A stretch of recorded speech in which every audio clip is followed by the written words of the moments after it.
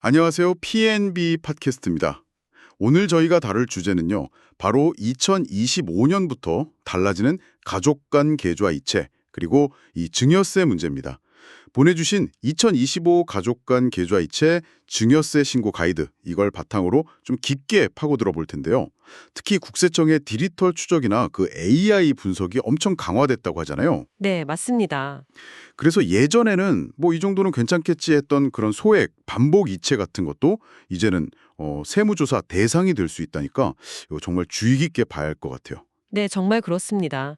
이게 금융거래 투명성이 높아지면서 뭐랄까 가족끼리 돈 주고 받는 것도 예전하고는 완전 다른 접근이 필요해졌거든요. 그렇죠. 그래서 오늘 이 시간에는 그냥 뭐 얼마까지 괜찮다 이게 아니라 국세청 AI가 어떤 거래 패턴을 뜩 보고 이거 좀 위험한데? 이렇게 감지하는지 그리고 제일 중요하죠. 어떻게 하면 좀 안전하게 불필요한 오해 없이 자금을 주고받을 수 있을지 그 핵심을 딱 짚어드리겠습니다. 좋습니다. 그럼 우선 아니 왜 갑자기 이 가족 간의 계좌 이체가 이렇게 뜨거운 이슈가 된 건가요? 사실 뭐 예전에도 부모님이 자녀 용돈 주고 그런 건 흔했잖아요. 물론이죠. 예전에도 당연히 있었는데 근데 이제 최근 몇 년 사이에 부동산 가격도 많이 오르고 물가도 그렇고 그러다 보니까 가족 간에 오가는 돈의 규모 자체가 좀 커졌어요. 아, 액수가 커졌군요. 네. 거기에다가 이제 결정적으로 국세청의 감시 시스템이요. 예전하고는 진짜 차원이 다릅니다. 그냥 거래 내용만 보는 게 아니고요. 인공지능 AI가 빅데이터를 막 돌려서 분석해요. 빅데이터까지요? 네. 그래서 증여로 의심될 만한 그런 패턴을 찾아내는 거죠.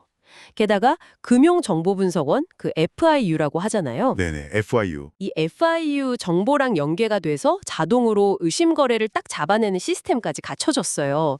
그래서 2025년부터는 과거에는 에이 설마 이것까지 했던 그런 거래들도 AI 분석 대상이 될 수 있고 증여세 문제로 확 커질 가능성이 높아진 겁니다. 이야, AI가 거래 패턴까지 다 본다니 진짜 옛날 생각만 하고 있으면 큰일 나겠네요. 그럼 제일 기본이 되는 거 공제 한도부터 확실히 짚어보죠. 얼마까지는 세금 걱정 없이 주고받을 수 있는 건가요? 그 증여세 공제 한도는요. 중요한 게 10년 동안 누적된 금액 기준입니다. 10년 누적. 네. 배우자끼리는 6억 원 아직 공제가 되고요. 부모님이나 성인 자녀, 그러니까 집계 좀비 효과내는 5천만 원, 그리고 아직 미성년 자녀에게는 2천만 원까지입니다. 그 외에 뭐 형제 자매나 사위 며느리 같은 기타 친족은 1천만 원까지 공제가 돼요. 아, 10년 누적 5천만 원 이 부분. 이거 많은 분들이 진짜 헷갈려 하실 것 같아요. 가이드에서도 딱 짚어주는 내용인데 아버지한테 5천, 어머니한테 5천 이게 각각이 아니라는 거잖아요. 정확합니다. 그게 진짜 제일 많이 하는 오해 중 하나예요. 성인 자녀가 받는 5천만 원 한도는요. 아버지, 어머니, 심지어 할아버지, 할머니 뭐 이런 모든 직계존속한테서 받은 금액을 10년 동안 전부 다 합친 금액이에요. 전부 합쳐서 5천. 네, 각각 5천이 절대 아니라는 점. 이거 청취자분들도 꼭 기억하셔야 합니다. 네, 이건 꼭 기억해야겠네요. 그럼 다음 오해로 넘어가 보죠. 현금 거래. 이것도 말이 많더라고요. 계좌이체 말고 그냥 현금으로 직접 주면 기록 안 남으니까 괜찮지 않냐 뭐 이렇게 생각하는 경우도 있잖아요. 네, 그것도 상당히 위험한 생각입니다. 일단 한 번에 1천만 원 이상 현금을 입금하거나 출금하면요. 그 거래 정보는 자동으로 FIU에 보고가 됩니다. 1천만 원 넘으면 무조건이군요. 네. 그리고 설령 1천만 원이 안 되는 소액이라도 이걸 반복적으로 현금으로 찾아서 다른 가족 계좌에 넣는 패턴이 보이면 AI가 이걸 딱 보고 이거 뭔가 이상한데? 증여 숨기려는 거 아니야? 이렇게 판단해서 국세청에 통보할 수 있어요. 아, 패턴으로 잡는군요. 그렇죠. 그러니까 현금 거래도 이제는 더 이상 안전지대가 아니다. 이렇게 봐야 합니다. 그렇군요. 알겠습니다. 그러면 어떤 경우에 이제 증여세를 내야 하고 어떤 경우는 괜찮은 건가요? 가이드 보면 사회통념상 타당한 수준의 생활비, 교육비는 비과세라고 되어 있는데 이 사회통념이라는 게 사실 좀 애매하게 들리기도 하거든요. 국세청은 이걸 대체 어떻게 판단할까요? 아, 그거 좋은 질문입니다. 사회통념이라는 게 딱 얼마다 이렇게 금액으로 정해진 건 아니에요. 하지만 국세청이 증여로 보는지 아닌지를 판단하는 핵심 기준은 있습니다. 네. 예를 들어 소득이 없는 부모님이나 아직 어린 자녀에게 주는 뭐 일반적인 생활비나 학비 학비, 병원비 같은 거요.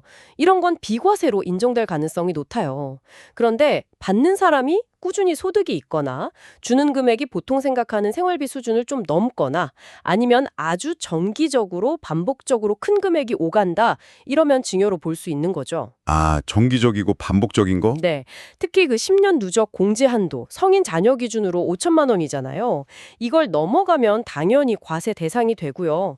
실제로 있었던 일인데 매달 한 80만 원씩 꾸준히 자녀한테 보내다가 10년 누적액이 5천만 원 넘으니까 증여세가 나온 사례도 있어요. 80만 원씩인데도요. 네. 그래서 월 한 50만 원에서 100만 원 사이 이 정도 금액이라도 계속 반복적으로 보내면 AI는 이걸 패턴으로 인식해서 증여를 의심할 수 있다는 겁니다. 와, 그럼 국세청 AI가 구체적으로 어떤 거래 패턴들을 좀 위험 신호로 볼 가능성이 클까요?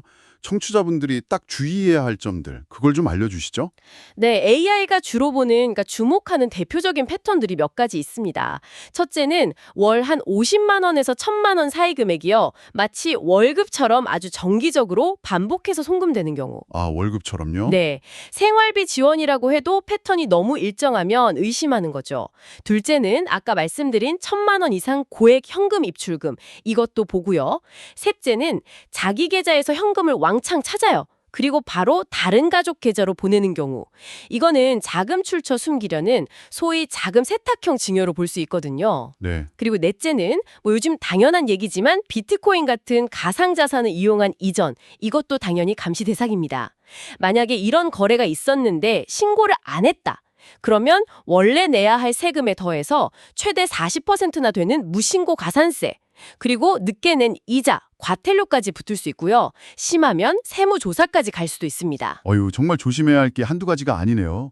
그럼 이 복잡한 상황 속에서 청취자분들이 좀 안전하게 가족 간의 자금을 주고받으려면 어떻게 해야 할까요?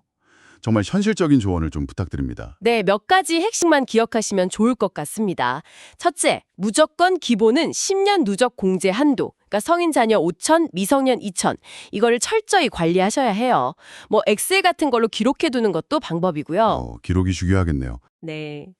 둘째, 계좌 해체할 때는 반드시 그 메모란 있잖아요. 거기에 등록금 납부, 병원 치료비 지원, 생일 용돈 이런 식으로 구체적인 목적을 꼭 쓰세요. 그리고 관련된 영수증이나 증빙 서류 이것도 꼭 보관해 두셔야 나중에 소명할 수 있습니다. 아, 메모랑 증빙. 그렇죠.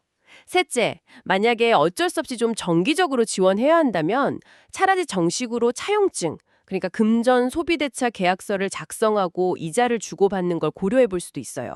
물론 이것도 형식만 갖추면 안 되고 실제로 이자 지급 내역 같은 게 있어야 하고요. 네. 그리고 넷째, 이게 제일 중요한데요.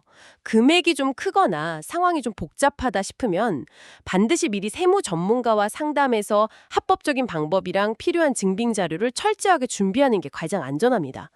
AI가 다 지켜보는 시대에는 이 전문가 조언이 정말 더 중요해졌다고 할 수 있어요. 네. 오늘 이야기 정말 중요한 내용이었네요. 핵심을 다시 한번 정리해 보겠습니다. 첫째, 국세청이 AI를 통해서 가족 간 계좌 이체를 생각보다 훨씬 더 정교하게 보고 있다는 점. 둘째, 10년간 합산다는 증여 공제 한도. 특히 성인 자녀는 부모님 등 모든 직계 존속 합쳐서 5천만 원이라는 거 꼭 기억하셔야 하고요. 네, 합쳐서 5천. 그리고 셋째, 이체할 때 목적을 명확히 쓰고 증빙 서류 갖추는 습관. 이게 정말 중요하고, 넷째, 현금 거래도 이제는 안심할 수 없다는 점. 이거 꼭 기억해야겠습니다. 네. 마지막으로 한 가지만 더 덧붙이자면요. 이런 세법 규정을 지키는 게 단순히 뭐 세금 피하려고 하는 그런 기술적인 문제만은 아닐 거라는 생각이 듭니다. 어쩌면 이렇게 금융거래를 투명하게 관리하는 과정 자체가 가족 간의 어떤 불필요한 오해를 줄이고 서로에 대한 신뢰를 더 깊게 만드는 그런 계기가 될 수도 있지 않을까요? 아, 그렇네요. 신뢰의 문제일 수도 있겠군요. 네, 모든 것이 기록으로 남는 이 디지털 시대에는 특히나 더 그렇다고 생각합니다. 우상 PMB 팟캐스트였습니다. 더 유용한 소식으로 돌아오겠습니다. 구독과 좋아요 부탁드릴게요.